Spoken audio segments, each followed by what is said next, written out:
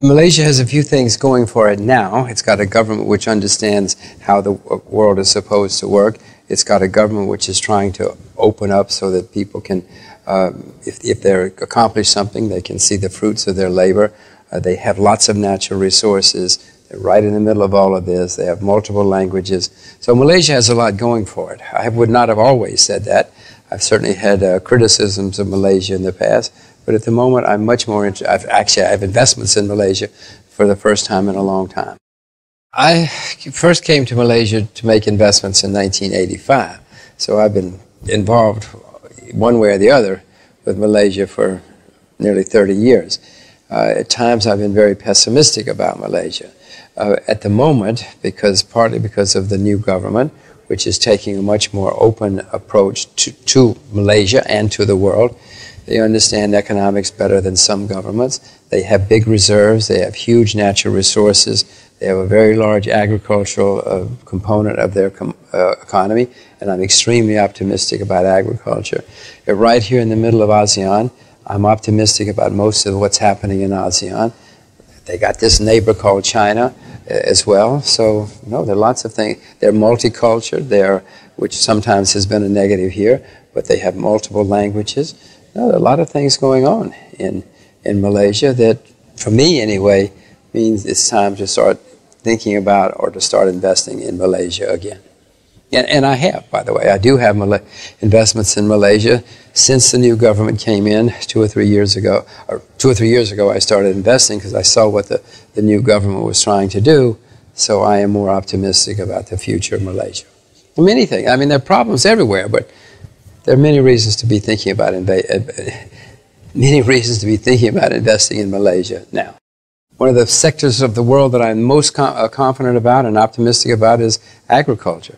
I mean, if you get tired of doing broadcasting, you should head off and become a farmer, because I am wildly optimistic about agriculture and Malaysia. That's one of the great strengths that Malaysia has, which most people don't seem to pay much attention to, but that's one of the reasons I'm most optimistic about Malaysia. Fortunately or unfortunately, depending on which side you're on, there are always people scrutinizing everything, whether it's Microsoft or palm oil or whatever it happens to be. It goes with the territory. And yes, whenever somebody interferes with something, it impedes the growth of that industry. Now, maybe that should be impeded. I don't happen to think that there's much wrong with palm oil, and it provides jobs and income for a lot of people, but there are other people who disagree. But that's part of the game, no matter what the game is. If you're selling Coca-Colas on the street corner, somebody's going to come along and complain. The assets right now are in Asia. The largest creditor nations in the world are China, Korea, Japan, Hong Kong, Singapore, Taiwan.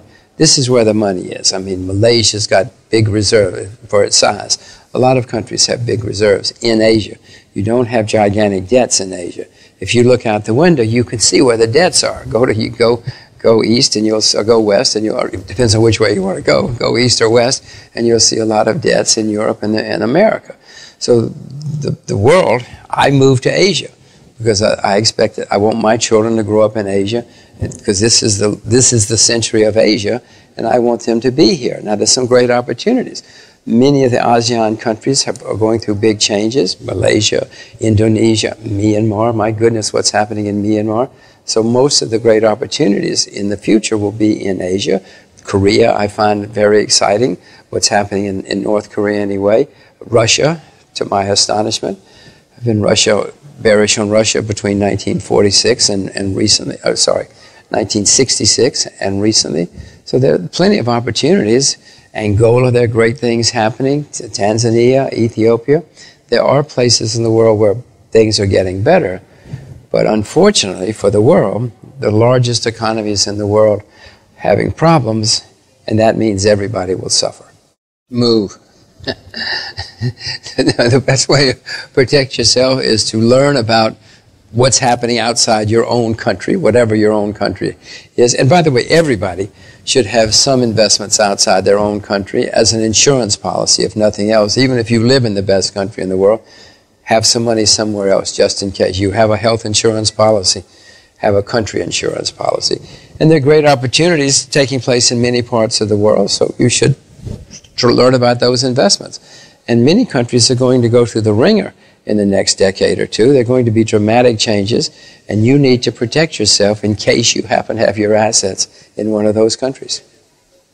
I'm not the least bit optimistic about the U.S. or other places in the next couple of decades, so you need to have diversification and protection.